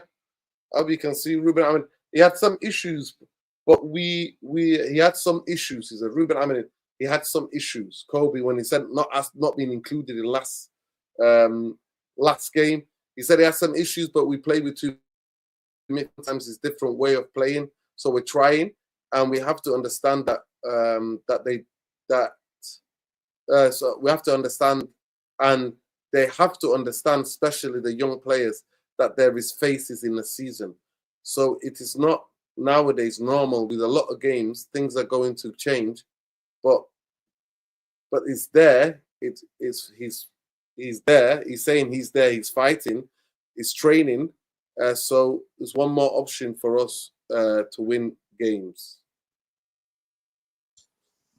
Just I mean, on I kind of Kobbie. By the way, I just want to put this context as well. The club are trying to get him to sign a contract, and he was also asked about that in the presser, and he said, he specifically said that that's all, everything about contracts, new players, getting rid of the players, the bomb squad or whatever. He's saying that's all to do with the club, and that's to do with Jason Wilcox. So he's passing all the responsibilities. He's basically saying to the journalists, as you should, right? As you should. Can I say something? In a way, I kind of appreciate that Amorim is managing Kobbie Mainoo's minutes, right? Because Kobbie is a 19-year-old footballer who we have all complained or identified the risks of playing somebody like him too young, right? I think it would be unfair to place our midfield hopes and destiny on Kobbie Mainoo at this point in time, even though he's a future player. So I think what I'll be looking for from Amorim will be to find a way to manage Kobbie's minutes while still keeping him happy as an important first-team player. I don't know if that means one game in, one game out, or using him as a sub, but I think there's a balance to be struck, and I think maybe Amorim is leaning in the right direction for now. Nordin, do you know what I think with Ineos, yeah? And I'm very concerned about them, and I even tweeted them, yeah? I even tweeted was earlier on today, yeah? Is if the next summer, if you don't tie up the contract, next summer, they can end up selling him. And this, to me, does not look good, bro. I have doubts in it. You know who the fucking owners are, man. Yeah, you don't need to tell me. You know who the owners are. I just, I don't know. If I can just come in here a second on that statement. At the moment, I'm just my concern for Kobbie Mainoo. I mentioned as soon as I saw him play under Amorim that I feel that he's excellent. He's really good on the ball. He's neat. He's tidy. He's got good feet. But my issue with him, he does not cover ground and space well. And he is reasonably press resistant, Kobbie Mainoo. But I started to see a lot of the times under Ten Hag and last season, he was getting pressured and closed down a lot. His recovery rate suffers. He's a classy player. He's not an action man. I think at this point in the process, when he says there are various phases in the season, at this point now with this team, I don't think we're in a position where we can progress and retain the possession and dictate the game. This is why Kobbie Mainoo perhaps is not an obvious choice. I think if the team starts to look like a well-oiled machine and you see quite a comfortable side in possession that can recycle the ball even when pressed, I think then maybe you'll see Kobbie Mainoo start to feature a little bit more. Wait, but who's doing that recycling if not Kobbie Mainoo or the midfield, the person, the equivalent of him in the team? Remember, Sean, at this point, we're not doing anything. At this point, we're trying to stabilize. And when we become a team that can recycle well, I think you'll see him feature a lot more. Because if you play Cobb now, my concern still stands that Kobbie Mainoo has a deficiency in that he's not an athlete. I recognize he's a classy operator. I really do. Tight space. He's a good player. He does have the ability to get the ball and turn. But I think when you see guys like Ugarte and Casemiro playing certain games together, it's more seek and destroy. They can cover ground and they read the game to close those passing lanes better than Cobb. So this is why Cobb in a 10, bro, sort of negated that aspect that I, kind of scrutinized with his game. And okay, yeah, he's quite good in a 10. But now in a 10, you're competing with Xerxes, Bruno, Mount, Mbeumo, Amad Diallo, and Cunha. Does he get in further up the pitch? That's another concern. Just observations. I'm not telling you he should start, he shouldn't start, but genuinely, I think if this team improves, then I think we might see Kobbie Mainoo more. I think if you play with a different, like a 4-2-3-1 or 4-3-3, you might see Kobbie. Yeah. I think that's what that's not. I don't think that's. I think when it comes, he's going to compromise by the sounds of it. I just want to say one thing. Yep. I won't tag that he's not got the athleticism. Some of the best footballers in world football didn't have that athleticism. Football is about what you do when you got the ball. What are you doing? What are you doing on the ball? I think that the system puts incredible demands on players because you're asking players to play man for man, which is one of the difficult and one of the big problems in modern football, where coaches are demanding players to be these kind of athletic monsters. I think if you have somebody like Baleba, Kobbie can more than play well somebody next to him. Is what he is asked to play next to. That's what's happening. That's why Bruno for me and Casemiro don't work. But I do take Bombay. I do take what you were getting at this early stage when the manager or the coach is under so much pressure. He's going with more experience. I do take that point. I think. Wait, but guys, do we think slightly more of a different profile? Like in the chat, I am seeing what people are saying. Like only Wavy Ballas says Scholes, Pillow. Yeah, of course, but they were in teams that were seamless. Alex Ferguson didn't even have to do a team talk; it was already done. If you get to that sort of stage where everybody's contributing and this team is looking beautiful, then perfect, no problem. You can do that. I think a question: Do we think the midfield worked against Arsenal? No. Right. Even if you say it was a temporary fix, it was just for one game.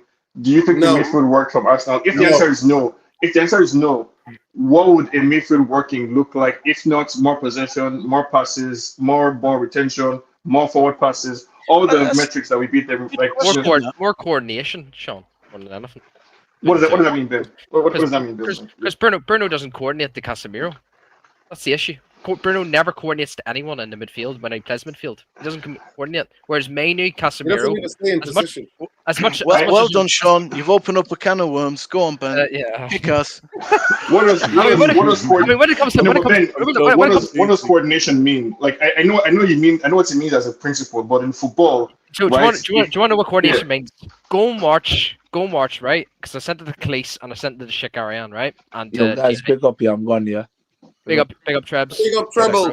Big up, big up. Free Palestine, man. Free Palestine. Sean, if what I mean by coordination, I promise you, please go and watch a game of them. Newcastle. Watch Newcastle's midfield, okay, for a whole game, and then get back to me on what coordination is. Them three. There's no such thing as this fucking 10. Just forgive me 6. forgive me, Ben. Three- Right? I have if it's I don't know if it's ADHD or something. I only understand stuff in details. So when you tell me to watch the Newcastle game, what am I looking out for? Right? What is an observable, measurable Can I thing that I give can it use to a stab, determine Ben? what Well, right, so what you're looking out for is the body language between the three midfielders. None of them, all of them are all like they're not even worried about the ball. They're keeping it. They're looking to the left. They're looking to the right, saying, "Right, okay, are you in line with me? Yes. Are you in line with me? Yes. Can I go? Can I do this? Can I do that? Yep. Go on ahead." They're coordinating, and Nerda can probably you've probably watched a few Newcastle matches yourself. So a heat map. Right, go on, carry on, go on. So a heat map. Would I be able to tell from the heat map? Because Yes. what I think is Yep. Okay. Tonali, Bruno Cameras, and what's the other fella? Joe Linton, isn't it?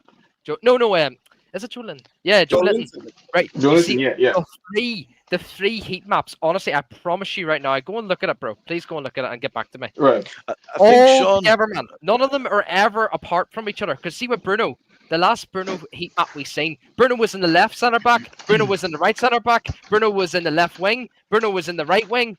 You know, stay in your position. You're a fucking midfielder. We've got 2 in the midfield, man. 2 in the midfield. Stay in your position. Go up together. Come back together. Simple as. You don't need to be anywhere near the box, man. That's your Look, role. all I'm seeing in this. Let me finish. When it comes to Kobbie, man, I'll say this right now. I love the kid.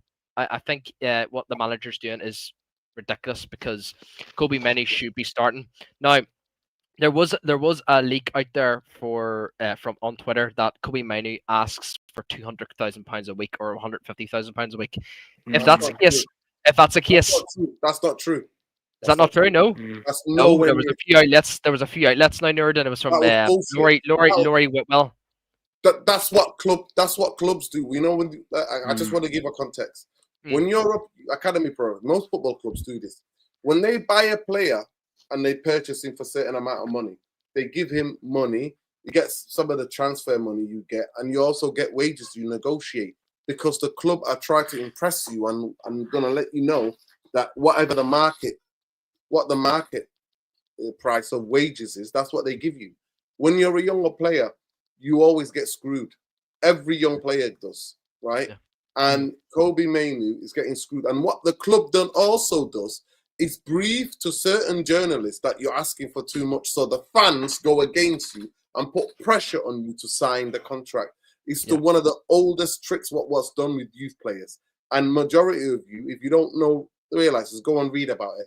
Don't take my word for it. Go and read about it.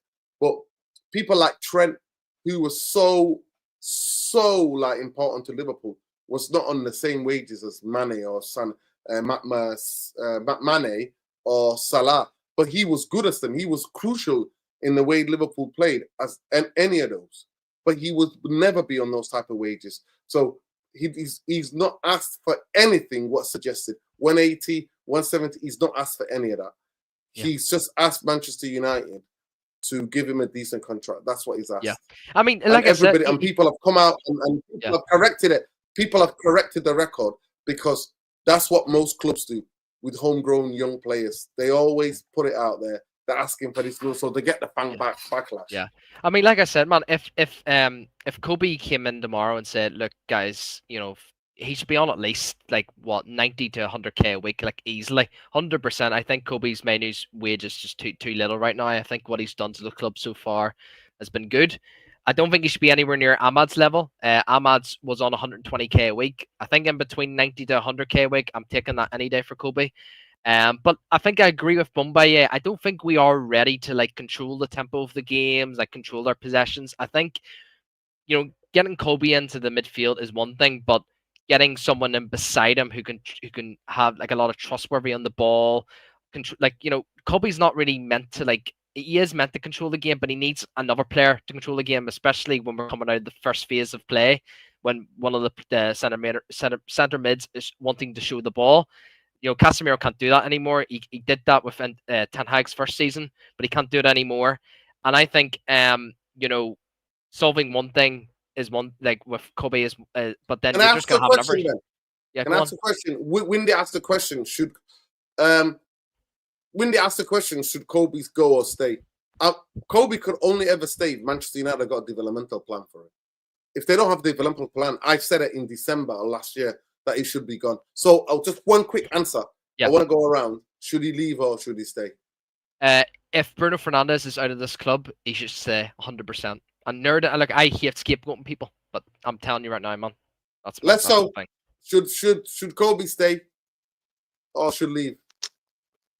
Yeah, man. I think if we're gonna go back or stick to this double pivot, he should go for the sake of his career, because we are complaining here. We're all sitting and complaining here, and the obvious answer here to all of these problems is to get rid of the manager. I'm sorry to say it, but it's just too many problems that we're all trying to fit in certain things that are not fitting in right now. So to solve all of this, to solve the Kobbie Mainoo issue, you sack the manager, you go back to a 3 midfield, and that's it. Can I just say, people, please do not insult each other. Just have a football debate. Come on, be grown-ups about it. No need to name call. Go ahead. Sorry, I just want to follow up with Lesso. So you wouldn't mind if, say, for example, even though I'm not Amram's biggest fan, so you wouldn't mind if Amram gets sacked in the morning and Bruno Fernandes is still here? Like, do you not think we'll have the same problems if you get like an actual good coach into the team? Like, do you think we'll have the same problems with Bruno?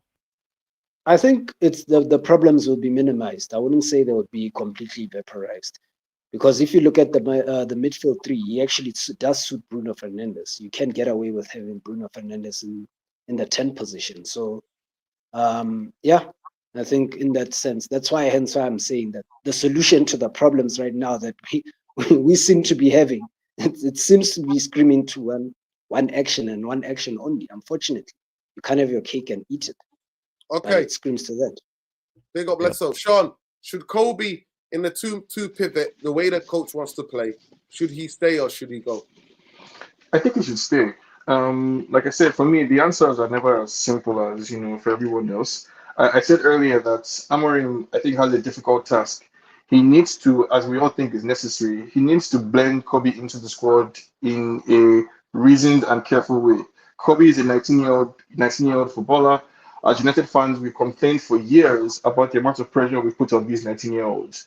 I don't blame Kobbie for not being Lamine Yamal right now, right? I don't blame him for not being Pedri right now. So I think he still has a lot of room to grow, and I would like to see him stay in the squad.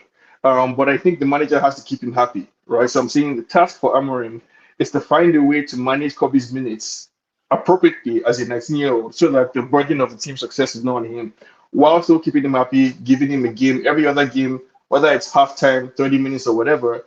I think Kobbie Mainoo is too talented for him not to find a solution in Amorim's system. I also don't think Kobbie has enough experience or playing time to define who he is as a footballer.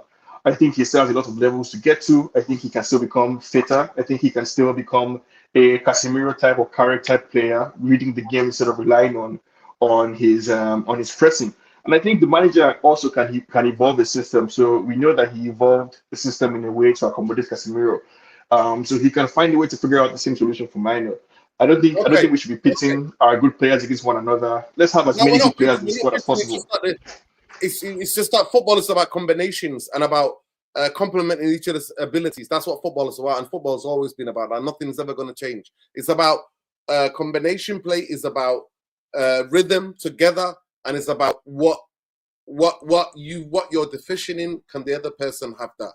And that's why we're talking about Baleba. Baleba will be able to complement majority of Manchester United midfield because he's got unbelievable level of skill and attributes. Mbaye, should Kobbie stay or go quickly? I'd like him to stay. I'd like to see him at least out this season, see how things develop with the club and how things will fare for him. He's a really good, talented player. I like him, but I think Sean makes some pertinent points that I agree with, though. It's not curtains for anybody. Every position is still wide open, really. It's the start of the season, and I say Kobbie should stay for the same reason. I can't really pick you a starting 11 now. Okay. I'm not going to be talking about anything to do with the transfers other than Salmons. We're linked with him, the goalkeeper. But it's all bullshit. Manchester United fans are getting clickbaited. To me, the transfer window is abysmal. We've only signed 2 good players that actually... Come on, Richie. Let me finish, Sean. 2 good players who've got Premier League history after finishing 15th last season. Manchester United does not have a goalkeeper. We don't have a centre-back. We don't have a centre midfielder. And the bomb squad, which the club turned into a bomb squad, are now finding it very difficult. When you throw them to the wolves and you're saying they're shit, and then you are thinking you're going to get decent, reasonable contracts, or you're going to have an upper hand in negotiations, is bewildering to me. It's absolutely bewildering to me. And by the way, the only 2, well, one of the guys on the biggest wages, he went and got himself a move. Anthony, to me, bet is simple. Anthony, find yourself some other club. We want 50 million, or you're going to be here for whatever, right? That's what should have been. But I think all of them should have been made as, you should have pretended that they're all valuable players, because that's what football teams do that. Oli did that with Sanchez, and 2 days before they left, Sanchez and Lukaku. And that's what you should be doing. I don't know what they're punishing Malacia for. I find that ludicrous, because he's got nothing to do with any of the thing. I don't see him ever kicked off about anybody or anything. He's a professional, but now he's training with a little small team. A friend of a friend caught him on camera training with his team at the moment. He's not even at Old Trafford. So I think this window is abysmal for me, other than that we've bought 2 superb players who are Premier League proven. That's Cunha and Mbeumo. I personally believe that Sesko he's never played in the Premier League, never have. It's going to take him way time to settle in. That is what I think is going to happen, and I'm not willing to put pressure on him. So the only 2 people that I look at on the whole this transfer window is them. We still need a goalkeeper. I don't know if Salmons is going to be the answer to be number 1 right yet. I think you buy Salmons to then have a number 1 goalkeeper, and for him to adapt to the league and the culture, and then for him maybe to go and challenge for that number 1 goalkeeper. So I'm not sure about that. In terms of, I put the other topic on there, Manchester United is not for sale. It's just that there was 13 months in terms of the Glazers can't sell any more shares. And the 13-month gap is now over, and they're not putting a club up for sale. But if somebody gives them a bigger offer, what are that? Because Manchester are not for sale, but you've been clickbaited by all these YouTubers. You've been clickbaited by everybody. Manchester United's not for sale. It was just that there was a period for Jim the Rat to take over Manchester United, well, to get 28% shares. In that time, nobody else can do that, or the Glazers could not sell shares. That 13-month period now is over. It's called Drag Along, whatever weird name it's called. But in terms of what this window is, I think a lot of you have been, I think some of you have been hoodwinked. I think some of you have been brainwashed into this toxic positivity. Or we have different opinions. But the facts are the facts. Manchester United do not have a goalkeeper. A majority of us last season agreed when we finished 15th. That is 5-5-5, yeah? 15th. We said we needed at least 5 players to be in the starting lineup that can be able to have to play. And we said we need to buy 7 players at least, and we need to get rid of a lot of the bums in the squad. We've not done any of that. Manchester United outgoing. Let me finish. Manchester United outgoing. And actually, a lot of people like Ben sat on this channel, and a lot of the viewers have said, we're not going to be judging them buying players. We're going to be judging them on outgoings. Facts. And the only outgoing player that we've got rid of is Rashford. And he wanted to go, and he had an opportunity at Barcelona, and he's on loan. He's not gone. He's on loan. And now we are struggling in the last 7 to 8 days in the transfer window. We're still here scrambling. For me, it's been abysmal. To me, for Mbermo and Cunha, you might get 4.5 in terms of what the window is. That is what and that's the realistic, because I'm talking about what everybody was wanting last season. What everybody was wanting last season. What they wanted it to happen, and it's not happened at all. Wait, but so this is 4.5 over 10. Let me finish on. If you watch the propaganda, if you watch the way that the PR has been spun, you would think Manchester United have signed Messi, Ronaldo, and Mbappe. Strawman alert. Prime, and they fucking haven't. Strawman alert. It's not a strawman alert. Position, Sean. Goalkeeper, no. Centre half, none. Maguire stays. Centre midfielder, none. What I'm calling a strawman is the idea that anyone is suggesting that we've signed Messi and Ronaldo. That's a strawman. No one is implying that this has been the perfect window. Sean, unfortunately, you don't live in this country, do you? But I see more UK Twitter, and I see what the current social media, and then I walk around in the city I live, and a lot more Manchester United fans, and the way the people are talking, it's like I have to go. What do you think? Yeah, not everyone shares your pessimism about the prospects of the club, right? So I think you're misreading optimism about the season, right? For delusion or whatever. I think it's fair to say about buys and sells.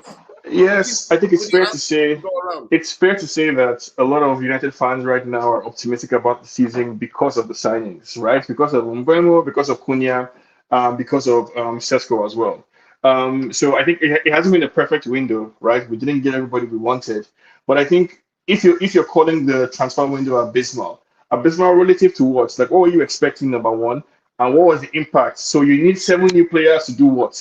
To get into 10th, to win the league, to get top 4. What are we going to use 7? Because if the idea is that unless we have a whole new set of players, our prospect is relegation. Then, like I said, let's stop the club right now. Let's just finish. Propaganda, Sean. So Mbeumo and Cunha aren't world class. Yes, they are. No, but I don't think it's fair to say that that's propaganda now because it goes both ways, right? I watch the Mandem show. I know that there's a coterie of United fans where 24/7, 365, Ineos out, everything is shit, right? Everything so the propaganda works both ways. The propaganda of the negative source. Sean, we disagree on that. The facts are the facts. Of course we disagree. That's the point. Sean, we all said Manchester United needed a goalkeeper. Manchester United needed a wing back, we said, right? And we also said Man United needed a centre half and then a midfielder. And then maybe a number 10 or 2 number 10, so the whole attack needed to be changed. We said that. We said 7 players. Most of us here talked about 7 players to do what? Starting lineup. Am I wrong, Ben? 7 players to achieve what? To achieve top 4 or to achieve top 8 or to win the league? What are we getting 7 players for? For Manchester United to get back to respectability positions in the league. We said that. And that's supposed to happen over one season, right? So in one season, we're supposed to sign 7 players and then become respectable again. Sean, because we said you bring a manager that didn't want to come, you bought him in the middle of the season, you didn't back him in January. So that's why we said you needed to do your outs. This was a crucial summer in where Manchester United could be going. We said, that's what we said. Now I'm going to go to Ben Lesso and Bombay. And if I'm wrong, I'm wrong. But go ahead. Ben, take it away. Did we say that? Yes or no? Or am I making this all up? Didn't most fans were asking for that?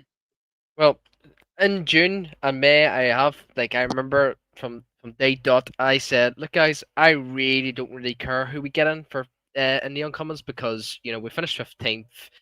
The squad is a disgrace. I always said the squad was capable maximum probably getting 13th or 12th, in my opinion. But yeah, man, I always said outgoings is the most important thing. I want to see outgoings. And man, I people will say, what are you talking about? We sold Lindelof, we sold Ericsson, Johnny Evans. Nah, man, their contracts were gone. We're gone, man. And this is what I'm saying, bro. It just comes back to the Mr. Best and Shite business, Mr. Jason Wilcox. This hype on this man is just, it's fucking laughable, man. you know, what Amram's doing is actually a good thing. He's basically saying, Wilcox, you deal with him. He's not training with the first team. Train Garnacho, you train with the youth team and the rest of you scumbags. I don't want you. You aren't in my plans, and I disagree with you, nerd. And I actually don't think. No, actually, Ruben, can I just remind you something? Actually, in today's presser, he actually said those players did not want to stay with Manchester United. He said he put it on the players. He said none of them wanted to do that. He said they all wanted to go. Anthony wants to go. Garnacho wants to go. Sancho wants to go. Rashford wanted to go. Malacia wants to go. That's what they've said. That's what he's saying. But go ahead.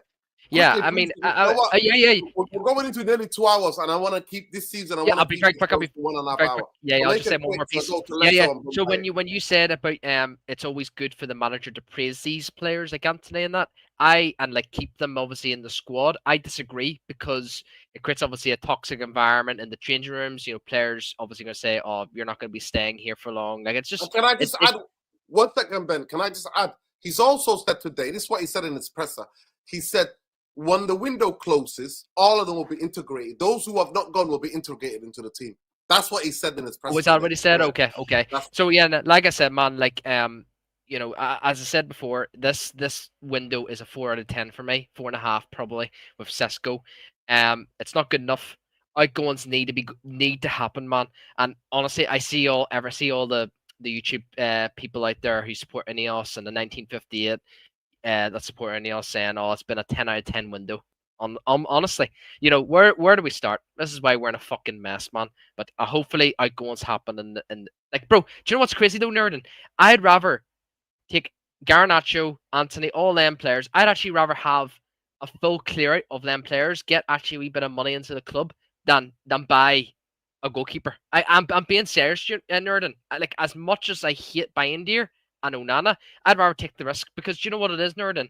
It's just we've been awful at selling players, awful for so fucking long.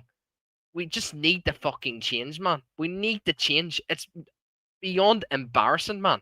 We can't even sell Garnacho. We can't even sell Garnacho. Right, I'll go to Bombay and then Leicester. Bombay, go ahead. Yeah, what's you asking me about the transfers? Just keep it short. We're talking about the transfers. Yeah, keep it short, please. It's been a weird one.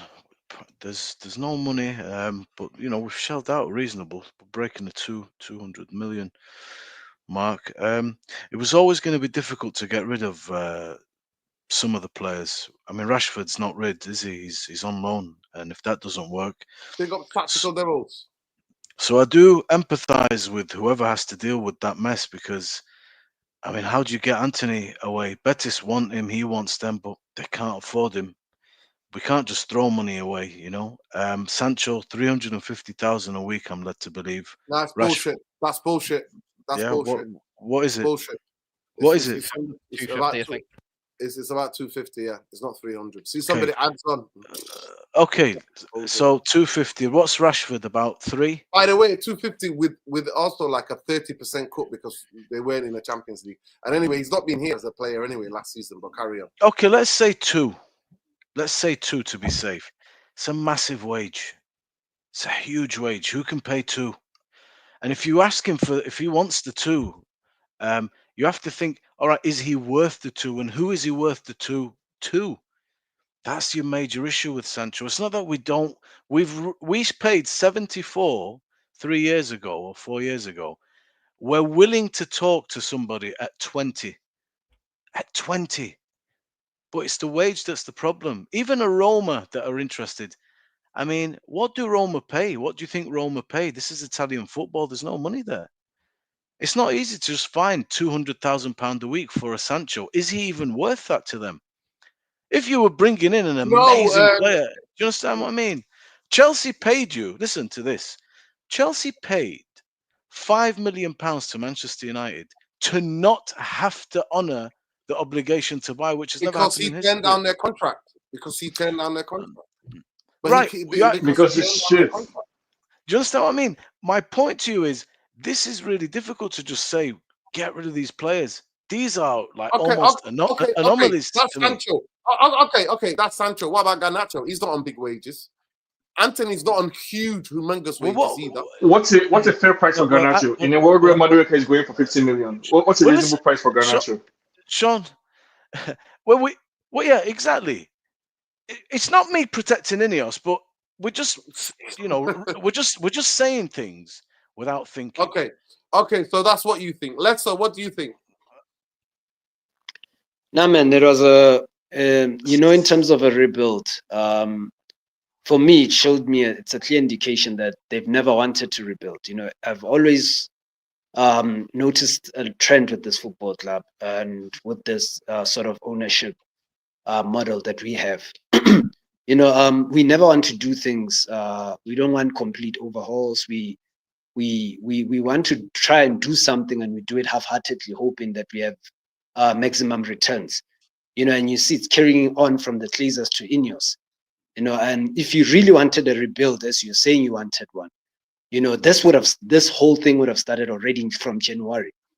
The sole reason they said that they're not going to sign anyone, or rather make signings in January, is because they have people coming in the summer. Didn't they say this? So for me, I'm sorry.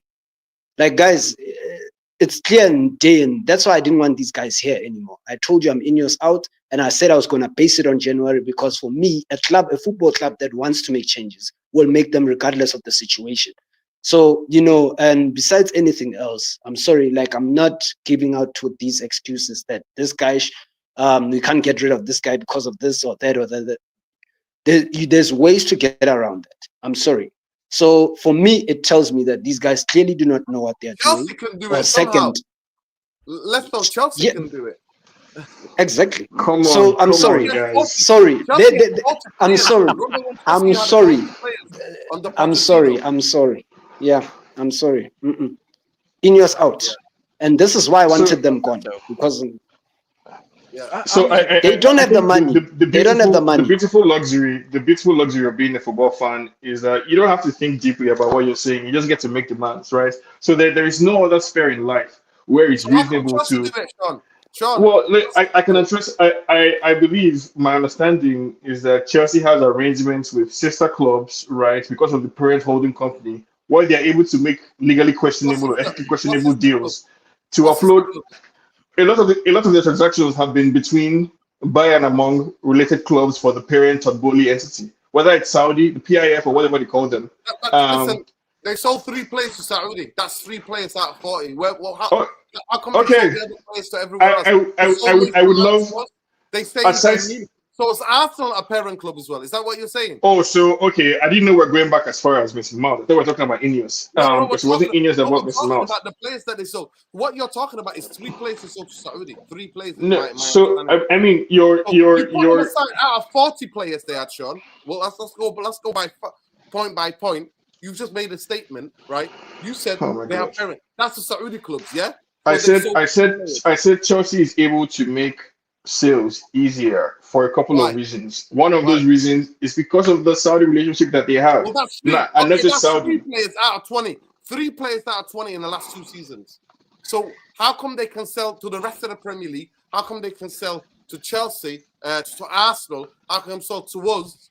How come they sell to the rest of the Premier League? How come a table is different from a chair? Like, I mean, Chelsea is able to sell to different circumstances, produce different results. Right, we're talking about different sets of players, a different club, a different dynamic, right? How much? Some of them don't even play for Chelsea, and they're going for like 35. No, but it's pretty clear. But it's pretty clear that Chelsea are operating a specific business model that allows them to do just this, right? Chelsea's business model since Todd-Bowley came is to amass a balance sheet, a squad full of players that are transferable in the near future.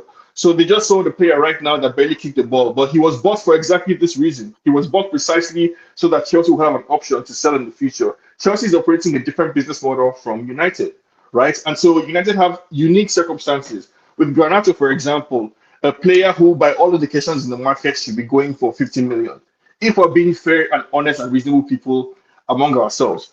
From what we see from this market, Garnacho should not be going for anything less than 15 million. And in your own personal lives, if you had a valuable commodity, you wouldn't sell it for a below market price just because you were stressed or under pressure. You would know what the price was, and you would look for somebody who was willing to deal with you at a reasonable price. So that's Garnacho. Anthony, we would love to get rid of, right? The club that he wants to go to, Betis, can't afford him.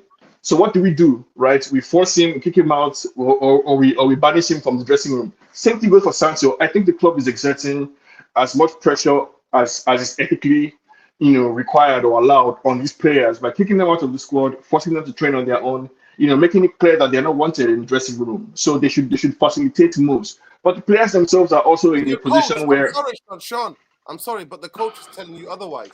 He's saying to you, No. all those players wanted to leave, and he's telling you that when the window closes on the 1st of September, he's going to integrate them back into the team. The coach is saying the same thing that Thomas Frank just said at his Tottenham press conference, that he only wants players in the club who want to play for him. He only wants players in the dressing room who want to be here. So when Sancho's mind is somewhere else, Anthony's mind is somewhere else, don't be here. That's what he's saying. He's not, there is no, from my perspective, there's no secret conspiracy, happening here. I think these are difficult deals to do.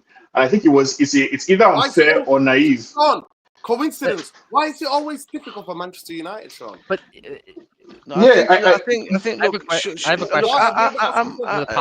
Nuruddin, the thing is, bro, if you're being honest, who paid 90 million for Anthony? Who gave Sancho 250,000 a week? Right. Chelsea, hang on a second. Glazers. Chelsea are not dealing with this. Ineos have come in after the fact. It is not easy to keep simply saying we paid 100, we'll take 30. We've said to these guys, look, don't come back for pre-season training. We've made it very clear from the first day of the transfer window, we don't want you. We've told you publicly, let your agent find you a club. We paid 74 for you. What you agree as a contract is irrelevant to us. We're willing to let you go for a tuppence at 20 million. You can't do more than that. Anthony, you want to only go to Spain because you had a good time there. Anthony's on about 150,000 a week. Facts. We talk as if 150,000 because it's to Man United. It's low. Well, you can pay that. No, but The that's the luxury of being a fan now, right? No, but guys, you can just sit in your house and say whatever. I'm not telling you how many you're saying. I swear to God. But I did think this kind of thing was going to be very, very difficult. I've got my eye on. Can I respond? Can I respond to Sean? Can I respond to Sean quickly? Go ahead. And the lack of form. Go ahead, Lasso. Can I respond to Sean? Where he says, because as a fan, it's easy to speak. You're saying as a fan, it's easy to speak and to say whatever we're saying. Yeah. That's why they shouldn't have bought the football club, because we said they could not afford it. That's why we said that. That's the logic. That's the logical answer. We knew this was coming. We knew exactly what was coming. Okay. That is why we didn't want them there. So firstly, let's state the point. Let's state the point here. Let's state the facts rather. These guys never had a structure in what they wanted to do, even before they came to this football club. Whereas you had another owner who exactly knew what the problems were. This guy, Sir Jim said that he was amazed on how bad things really are.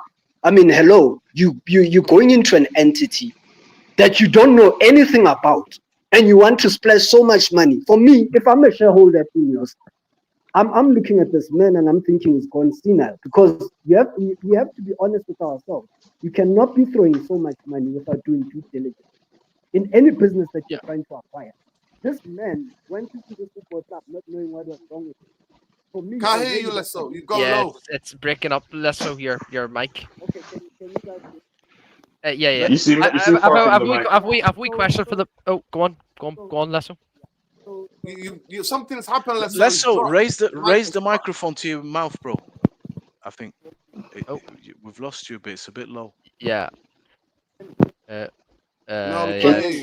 I have a question to the panel just very quickly. This is just in regards. You know what? The show we gotta go. We gotta have to wait for this debate another time. We've been live for 2 hours. We gotta have this debate another time. But for me, this window has been the propaganda on this window. The level is delusional. Yeah, it goes both ways. I for one, I'm never gonna have lied. You know what I mean? Lied to me about what the window is about. And people are like, oh, 7 out of 10. This and that, and I'm like, what fucking are you? Imagine somebody having a different opinion, right? How is the reality? No. Majority of the fan, Sean, I'm gonna say this to you, and I'll say it for the last time. Majority of the fan base was a consensus last season that we needed at least 5 players to go into that starting lineup. Some of us said we needed 7, right? But we said 5. That's the consensus majority of the fan base. And we said a goalkeeper is needed, a centre half is needed. Some people said they wanted 2 midfielders. Well, we said we'll take 1. Some people said they wanted a wing back. Some people said they wanted 2 number 10s and a striker. They wanted to. That's what people were saying last season. I'm sorry if I gave you the impression that I rate the opinions of United fans. Let me finish. Centre half area not addressed. Goalkeeper not addressed. Midfield not addressed. Wing back not addressed.